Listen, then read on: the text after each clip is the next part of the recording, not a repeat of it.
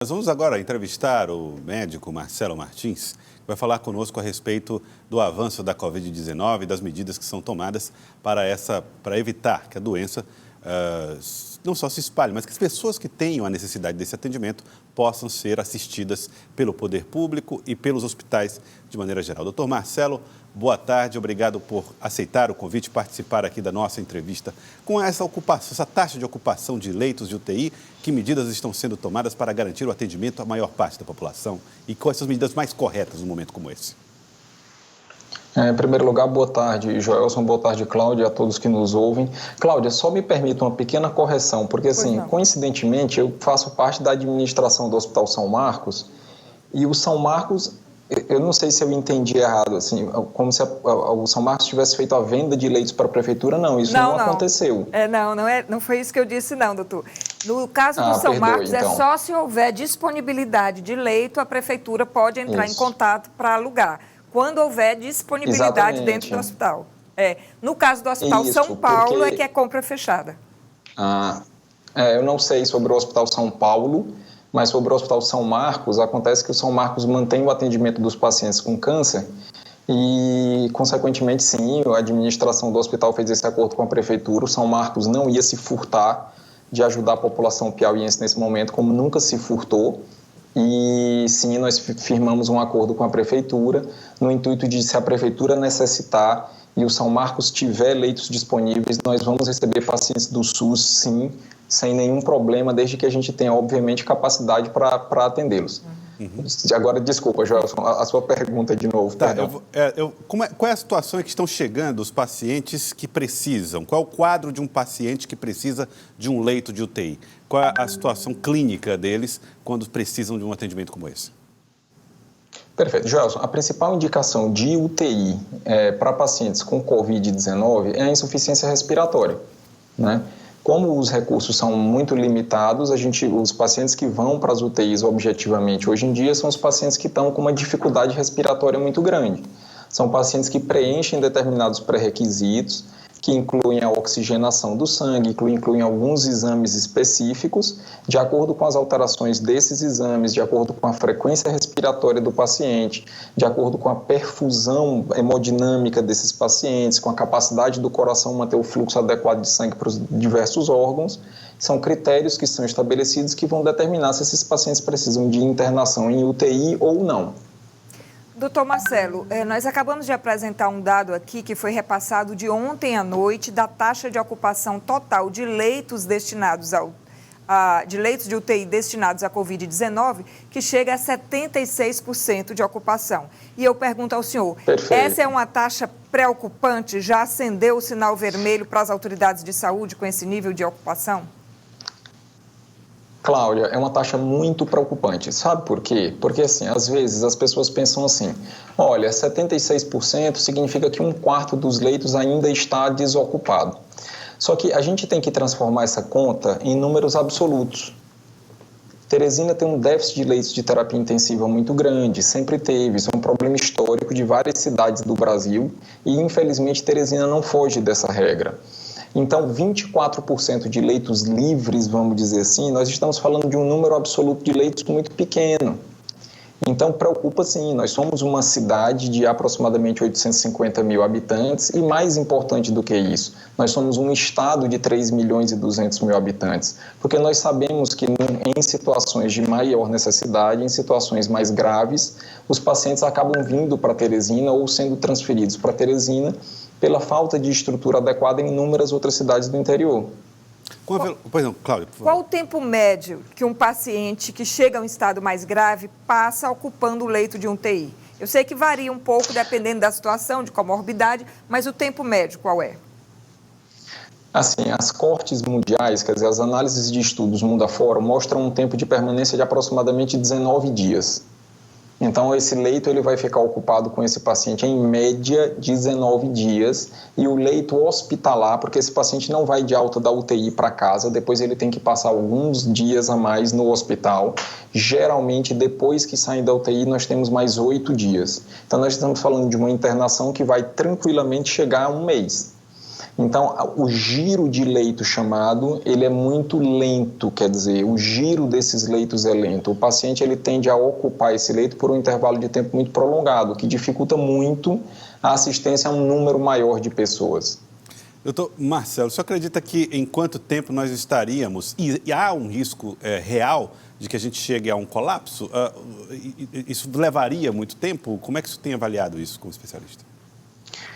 Joelson, a gente faz acompanhamento em tempo real, não apenas das taxas de ocupação de UTI, mas também da procura à assistência por síndromes gripais e síndromes respiratórias. Porque vamos entender, existe um dado importante no que se diz respeito à Covid-19, que é o que a gente chama de turning point, é o ponto de virada da doença, vamos dizer assim. Os pacientes que vão precisar de internação hospitalar geralmente têm mais de 7 dias de sintoma. Então, se eu tenho hoje uma procura de, vamos só criar um número para que a gente possa entender aqui, se hoje 30 pessoas procuram atendimento por síndrome gripal, ok, eu tenho o número 30. Se daqui a uma semana 100 pessoas procuram atendimento por síndrome gripal, eu posso esperar que uma semana depois a procura pelos hospitais vai aumentar bastante, porque parte desses pacientes vai evoluir com maior gravidade, entendeu? Então, o que a gente tem observado, e é uma coisa que preocupa muito, é que tanto as unidades de pronto-socorro dos hospitais privados, quanto as unidades básicas de saúde da prefeitura e os pronto-socorros dos hospitais do interior do estado, vem tendo uma procura aumentada por pacientes com síndromes gripais. Então, a gente espera que em alguns dias a gente vá ter uma ocupação maior. Eu vou dar um exemplo para você. Semana passada, a gente observou, eu falei já que faço parte da administração do São Marcos aqui, semana passada nós observamos no São Marcos um aumento da procura por pacientes com síndromes gripais. E nesses últimos dias agora, a gente constatou que houve um aumento da necessidade de internação hospitalar. Conversando com diretores de outros hospitais aqui do estado do Piauí, de outros hospitais privados e também de outros hospitais da rede pública, eles têm a mesma observação e a mesma percepção. A gente vem numa curva ascendente de procura por síndromes gripais e uma curva ascendente de ocupação dos leitos hospitalares. Ontem nós recebemos, inclusive, a informação, doutor Marcelo, de que a capacidade de atendimento, do pronto atendimento do Hospital São Marcos para a Covid, em determinado momento, chegou a ficar lotado. O senhor confirma isso? Confirmo. Ontem, às 4h30 da tarde, aproximadamente, a diretoria do hospital, para preservar a segurança dos pacientes que já estavam dentro da unidade de pronto atendimento, para garantir a qualidade do atendimento desses pacientes, entendendo a sobrecarga das equipes de trabalho, ontem, por volta de 4h30 da tarde, nós decidimos fechar a nossa unidade de pronto atendimento por incapacidade de atender mais pessoas. Montamos uma força-tarefa dentro do hospital que envolveu as mais diversas áreas e os mais diversos profissionais do Hospital São Marcos, e por volta de 11h30 da noite nós conseguimos reabrir o pronto-socorro, porque o nosso intuito é conseguir atender o maior número possível de pessoas. A gente não quer de jeito nenhum deixar as pessoas desassistidas. Isso é um esforço que todos os hospitais de Teresina estão fazendo e o Hospital São Marcos se inclui dentro desse esforço. Nós conseguimos reabrir o nosso pronto-socorro ontem às 11h30 da noite e ele permanece aberto até o momento. E a gente está fazendo um esforço de tentar ampliar a capacidade interna do hospital para tentar evitar que isso aconteça novamente. Mas é um esforço grande, Cláudio e Joelson, porque exige profissionais muito qualificados e exige uma estrutura muito grande. Quer dizer, não são leitos simples de serem montados, vamos dizer assim. A propósito disso, existem sempre nos dados que são divulgados leitos de estabilização e leitos de UTI. Qual é a diferença entre esses dois tipos de leito?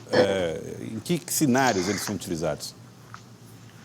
Joelson, os leitos de estabilização são leitos que têm, vamos entender, quer dizer, as unidades de enfermaria e apartamentos são unidades que têm basicamente uma rede de gases montada e uma cama hospitalar. Tivemos problema com... Estabilização são leitos intermediários. Tá, eu vou pedir para o senhor repetir, Alô? doutor. Eu vou pedir para o senhor repetir, porque falhou a sua conexão. Queria pedir para o senhor repetir, então, um pouco para nós a diferença dos dois. Então, sim, as enfermarias são unidades que têm basicamente a rede de gases montada. oxigênio, ar comprimido e tudo mais. Os leitos de estabilização são leitos intermediários entre as enfermarias e as unidades de terapia intensiva. Então, geralmente, nós temos um monitor, nós temos um respirador mais simples e nós temos uma equipe mais simples, vamos dizer assim, com um número menor de pessoas para aquele atendimento. É um leito de estabilização, enquanto é disponibilizada uma vaga de terapia intensiva, uma vaga de UTI para esse paciente.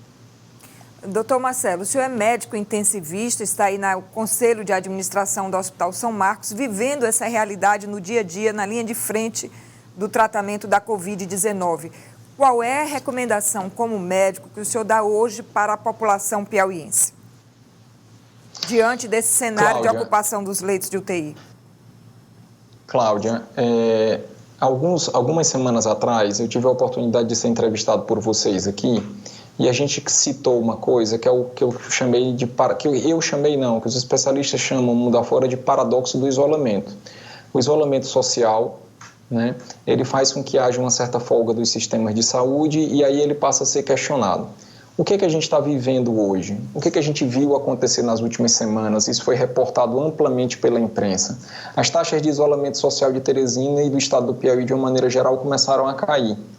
Consequentemente, as taxas de ocupação hospitalar começaram a subir.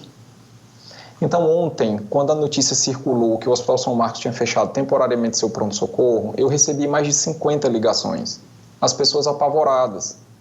As pessoas têm que entender que a gente não precisa que o caos se instale para que uma verdade seja concretizada como verdade, vamos dizer assim. O mundo inteiro está dizendo, se nós não promovermos o isolamento enquanto sociedade, é muito cômodo transferir essa responsabilidade para gestores. Nós, enquanto sociedade, nós, enquanto cidadãos responsáveis que somos, temos que entender que respeitar o isolamento social é a única maneira que nós vamos ter de evitar que o colapso da rede hospitalar do sistema de saúde se instale. Isso precisa ser entendido de fato pelas pessoas. Não é com polícia na rua ou com repressão que a gente vai conseguir fazer isso acontecer, porque o Estado não tem como fazer com que isso aconteça com os seus recursos. Isso tem que ser um entendimento de cada um de nós. Então, não dá para a gente achar que a gente vai manter a nossa vida normal ou beirando a normalidade e, ao mesmo tempo, ficar assustado e espantado quando os hospitais começarem a fechar suas portas por superlotação. Tá aí, então. Quero agradecer ao senhor, doutor Marcelo. Muito obrigado pela participação mais uma vez aqui conosco no Jornal do Piauí. Muito obrigado. Eu que agradeço. Uma boa tarde, Joelson e Cláudia. Obrigada, doutor Marcelo. Obrigado, doutor Marcelo. Tá, então, doutor Marcelo trazendo essas informações para nós, e é muito importante isso. Nós não vamos esperar que o caos se instale. Como já disse a Cláudia, nós já chegamos até aqui, já cumprimos boa parte desse período de distanciamento social. Começa ali a aparecer, ali na frente, a possibilidade de que essa abertura comece a vir. Então, sejamos disciplinados nesses próximos últimos dias aí de um isolamento total, mais rigoroso, e vamos construindo as condições para voltarmos ao trabalho. É muito importante isso. Quanto mais nós obedecermos agora disciplinadamente esse momento de isolamento, mais rápido e seguro voltaremos ao trabalho em breve. E quando eu falo breve, é breve mesmo. O governador falou ontem aqui a respeito da possibilidade de uma abertura a partir do dia 8, uma coisa organizada, disciplinada, com regras claras, estabelecidas. Então, é isso que nós estamos defendendo, que a gente possa cumprir esses próximos dias com muita disciplina, porque logo, logo, essa abertura vai chegar, Cláudia. Não tenha dúvida. O doutor Marcelo foi muito didático, muito claro na entrevista dele. Há uma relação de proporcionalidade que é inversa, né? Quanto maior a taxa de isolamento social, menor a taxa de ocupação de leitos, e vice-versa. Quanto menor a taxa de isolamento social, mais cresce a ocupação dos leitos.